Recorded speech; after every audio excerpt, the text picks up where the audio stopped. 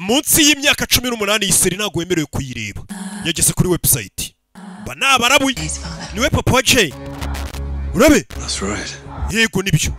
And your Jay's nawe se niwe sheri mushya wa Jay. I think he's worried. Niyo mpamvu nabonye yatinye kukudupresenta. Koko se urabe?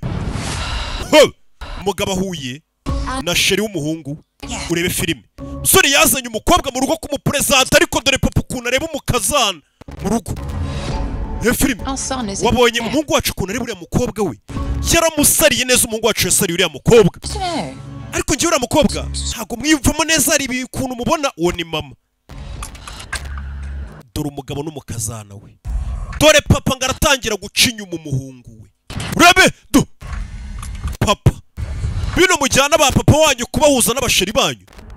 Bibi umugabo yatangiye kujya ajya muri geto guhura n'umukazana we na sheri w'umuhungu we. Undebere nawe. Izi ni za filime z'abantu bakuru zibafasha kugira ngo mwige ibijyanye n'imibano buryo babana n'abandi n'inyigisho ariko si iz'abana.